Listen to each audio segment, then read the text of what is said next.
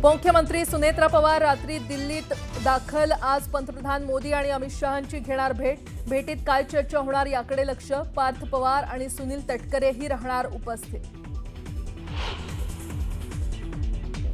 मुंबई महापालिकेच्या महापौरपदासाठीची आज निवडणूक। भाजपच्या महिला महापौर रितू तावडे आज महापौरपदी होणार विराजमान। निवडणुकीच्या पार्श्वभूमीवर जय्यत तयारी।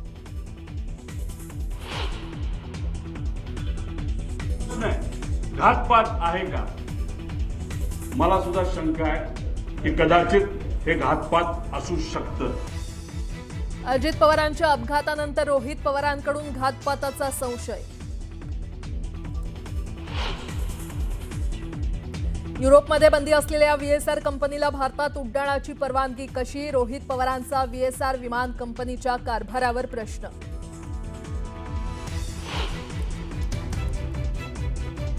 नॉन स्केड्यूल विमान ऑपरेटर्सचं विशेष सुरक्षा ऑडिटचे आदेश। बारामती विमान अपघातानंतर डीजीसीएचं मोठं पाऊल।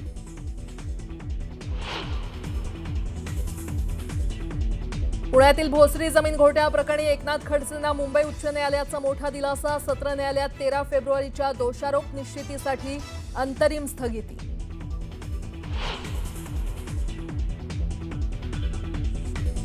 रणवीर सिंगला जीवे मारण्याची धमकी। व्हॉट्सअॅप व्हॉइस नोट पाठवून कोट्यवधी रुपयांची मागितली खंडणी। मुंबई पोलिसांनी सुरक्षा वाढवली।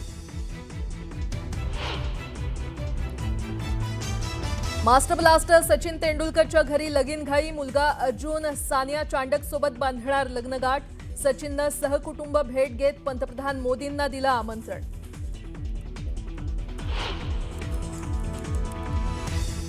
आणि बांगलादेशात आणखी एका हिंदूची हत्या। मैमनसिंग जिल्ह्यात सुसेन चंद्र सरकार नामक व्यापाऱ्याची दुकानात शिरून हत्या।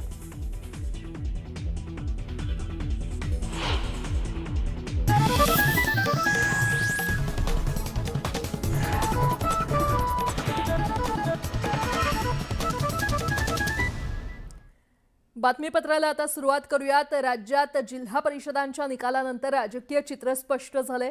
बहुतांश जिल्हा परिषदांमध्ये महायुतीची सत्ता येणार आहे। मात्र काही जिल्हा परिषदांमध्ये सत्ता स्थापनेचा तिढा निर्माण होऊ शकतो। कुठे त्रिशंकू स्थिती निर्माण झाली आहे ते आता पाहूयात।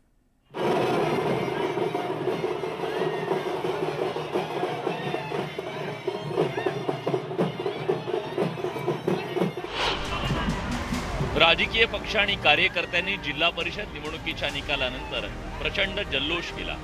आता जल्लोषानंतर सगळ्यांना कोणत्या जिल्हा परिषदेत कुणाची सत्ता येणार याचे वेध लागले।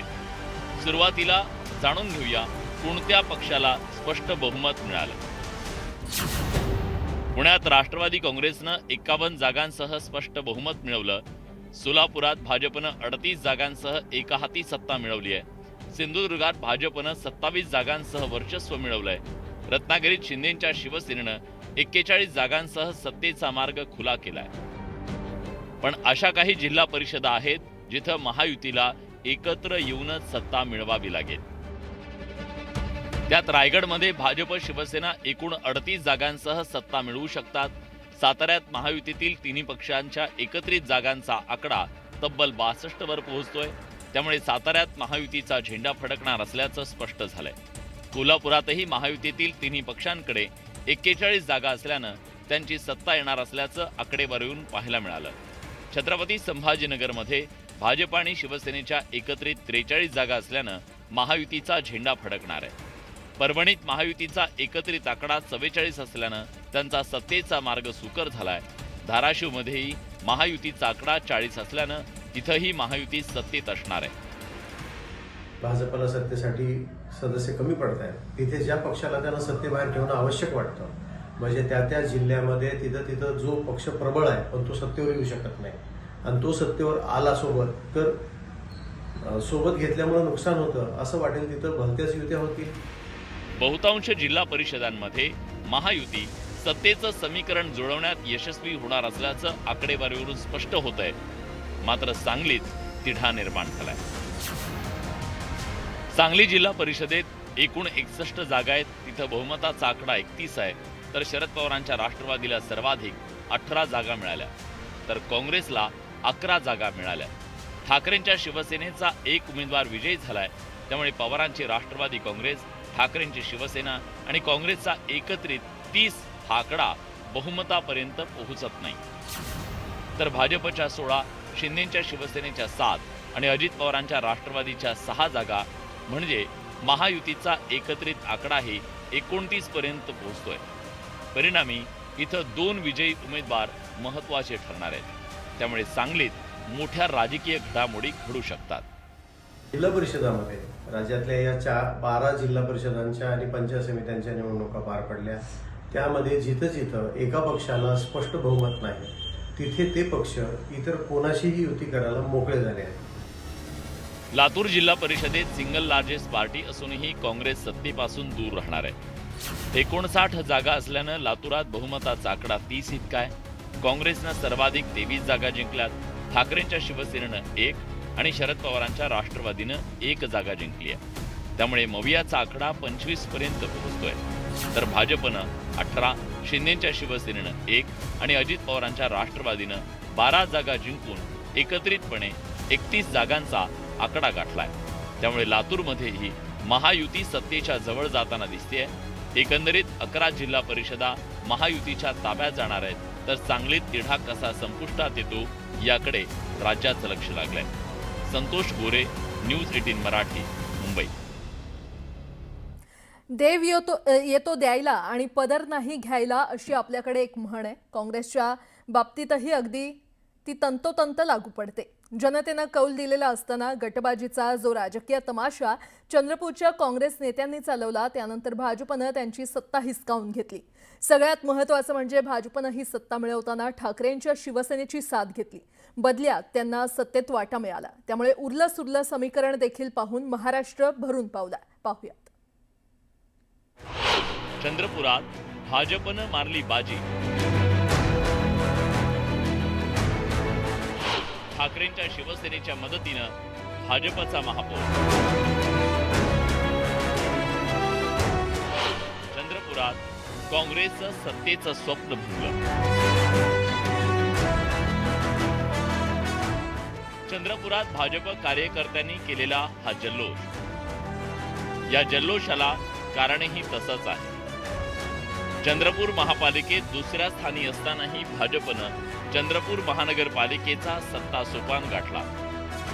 ठाकरेंच्या शिवसेनेनं दिलेल्या पाठिंब्यानं भाजपनं चंद्रपूरचा गड सर केला। भाजपच्या संगीता खांडेकर यांनी अवघ्या एका मताच्या फरकानं महापौर पदाची निवडणूक जिंकली। ते राज्याचे नेते बसून ठरवतील। आम्ही चंद्रपूर पुरता हा पॅटर्न नवीन फॉर्म्युला आणला आणि त्यामध्ये यश मिळालं। कारण की काँग्रेस एकीकडे भांडण करत आहे, मारामाऱ्या करत आहे, गँगवॉर करत आहे, त्यामध्ये उभाटानी सोबत आहेत। चंद्रपूरच्या विकासासाठी भारतीय जनता पार्टीला सहकार्य केलं। चंद्रपूर शहराच्या विकासामध्ये आम्ही सर्वांनी एकत्र राहायचं व चंद्रपूरच्या प्रगतीचा विकासाचा झंझावात वेगाने करण्याचा आम्ही संकल्प केला आहे। माननीय देवेंद्रजींनी आम्हाला विश्वास दिला की चंद्रपूर महानगरपालिकेच्या विकासामध्ये कुठेही आम्ही निधी कमी पडू। मला आता एवढीच माहिती आहे की चंद्रपूरमध्ये भारतीय जनता पक्षाचे महापौर झालेले आहेत। महापौरांना माझ्या मनपूर्वक शुभेच्छा आहेत। आता त्या ठिकाणी काय अलायन्सेस आहेत, ते कुठल्या पद्धतीने केलेले आहेत याची माहिती मी आपल्याला यानंतर घेईन, त्यावेळेस देईन। चंद्रपूर महानगरपालिकेत एकूण 66 नगरसेवक असून बहुमताचा आकडा 34 होता। अशात महापौर पदाच्या निवडणुकीत वंचित बहुजन आघाडीचे 2 नगरसेवक गैरहजर राहिले, तर MIMचा 1 नगरसेवक तटस्थ राहिला। त्यामुळे सभागृहातील बहुमताचा आकडा 33 झाला। भाजपचे 23, शिवसेनेचा 1, शिवसेना उबाठाचे 6 आणि 2 अपक्ष असं 32चं संख्याबळ भाजपकडे आलं। भाजपच्या खेळीनं चंद्रपुरात काँग्रेसचं गणित मात्र बिघडलं आणि महापौर पदाच्या निवडणुकीत पराभव पत्करावा लागला। काँग्रेस 27, जनविकास सेना 3, बसपाचा 1 असं 31 संख्याबळ झालं। अवघ्या एका मतानं भाजपचा विजय झाला। ठाकरेंच्या पक्षानं भाजपला साथ दिल्यानं काँग्रेसच्या हातातोंडाशी आलेली सत्ता हिरावली गेली। आप देख रहे हैं शहर के अंदर का माहौल क्या बना हुआ है। इनके आपसी झगड़ों की वजह से आज भाजपा सत्ता में बैठी है। MIM पार्टी तटस्थ रहने की वजह यह है कि 16 तारीख को रिजल्ट होने के बाद में अभी तक के किसी भी कांग्रेस के बड़े नेता ने MIM पार्टी से संपर्क नहीं किया, नहीं मिला। तो हम क्यों उनको समर्थन दें?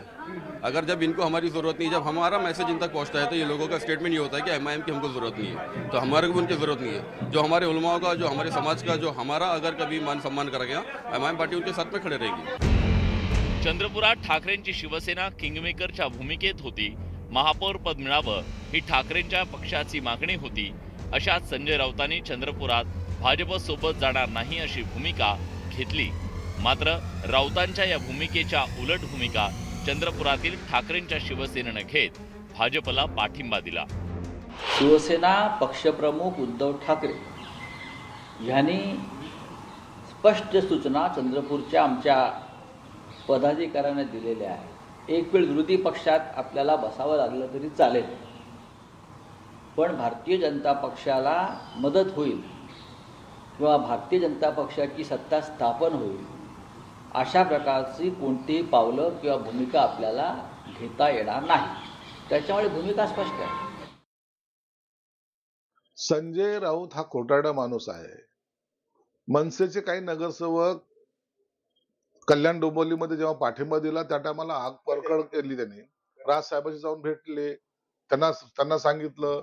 आता काय करणार आहेत? आता कोणती भूमिका घेणार? चंद्रपुरात भाजपनं शिवसेना उबाठाला 1.25 वर्षानंतर महापौर पद देण्याचं आश्वासन दिलंय. त्यासोबत पहिल्या आणि चौथ्या वर्षी स्थायी समितीचं अध्यक्षपद ठाकरेंच्या शिवसेनेला दिलं जाणार आहे. आम्ही आज चंद्रपूरच्या विकासासाठी स्थानिक पातळीवरती जो निर्णय घेतलेला आहे, कारण की आम्ही काँग्रेसकडे वारंवार निवडणुकीच्या अगोदरपासून त्यांना विनंती करत होतो का आम्हाला महाविकास आघाडीचा घटक पक्ष म्हणून सोबत घ्यावं, परंतु त्यांची कुठेही मानसिकता नव्हती. शिवसेनेची त्यांना ते कुठेही जागा द्यायला तयार नव्हते. आणि आता निवडणुकीनंतर सुद्धा आम्ही त्याला आता जस्ट 10-15 मिनिटांपहिले मी त्यांच्या ऑफिसला बसून होतो का त्यांना विनंती करत होतो, पण ते कुठेही शिवसेनेला कोणतंही पद द्यायला ते तयार नव्हते. स्टँडिंग आमची इच्छा होती महापौर मिळावं म्हणून, त्याच्यामुळे आम्ही त्यांच्यासोबत आज फारकत घेतली.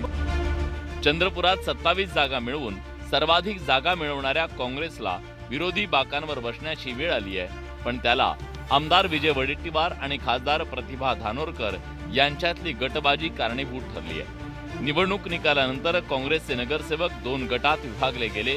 गटनोंदणी दरम्यान ती गटबाजी चव्हाट्यावर आली. पण पक्षश्रेष्ठींच्या कानपिचक्यानंतर महापौर पदाच्या निवडणुकीत हे दोन्ही गट एकत्र आले. पण दरम्यान भाजपनं राजकीय खेळी करत काँग्रेसला सत्तेबाहेर ठेवण्यात यश मिळवलं. जुळवाजुळव करताना आवश्यकता पडली तर 2 पावलं मागे जावं लागतं, आणि तोही केलं मी. म्हणजे माझ्याकडे तर महापौर नाही, उपमहापौर नाही, काही नाही. माझ्याकडे 18 सदस्य होती माझ्या बाजूला. अर्थात ही सगळी काँग्रेसचीच होती. त्यांच्या बाजूला होती ती काँग्रेसची, माझ्या बाजूला होती तीच पण काँग्रेसचीच होती. पण जे काही ठरलं होतं हायकमांडनी सांगितलं, तरीही पण मी माझी भूमिका मागे घेतली. तरी आम्हाला अपयश आलं. बहुमत होतं असं म्हणता येणार नाही, पण बहुमताच्या जवळ आमचा आकडा होता. 27 भारतीय राष्ट्रीय काँग्रेस पक्षाचे आणि 3 जनविकास सेनेचे असे 31 जवळपास मेंबर आमचे झाले. पण यात आपण पाहिलं की आम्हाला ज्यांच्याकडून अपेक्षा होती, जे घटक पक्ष आमच्या सोबत राहील असं वाटलं, त्यांनी भाजपाचा पाठिंबा म्हणजे भाजपाला पाठिंबा या ठिकाणी दिला. आणि जे सेक्युलर पक्ष म्हणून वंचित असतील किंवा MIM असतील, हे देखील या ठिकाणी कुठंतरी त्यांनी अप्रत्यक्षपणे भाजपाला पाठिंबा दिला. ते तटस्थ राहिले, काही सभागृहात हजर राहिले नाही. त्याच्यामुळे या ठिकाणी आम्हाला सत्ता ही गमवावी लागली. उभाटाचे मतदान हे मिळू शकलं नाही. या संदर्भामध्ये मी चिंता व्यक्त करतो. याचा अर्थ उभाटा आमच्यासोबत चंद्रपूरला आली नाही, तर याचा अर्थ असाही काढायचा का की परभणीला आता आम्ही देखील आमच्या सोयीने वागू. त्यामुळे याही प्रश्नाचं एक उत्तर आगामी काळामध्ये मित्रपक्ष नात्यानं उभयतांना काढण्याची आवश्यकता आहे. चंद्रपुरात ठाकरेंच्या शिवसेनेच्या नगरसेवकांनी भाजपला साथ देत पक्षाच्या ध्येय धोरणांना मूठ माती दिली.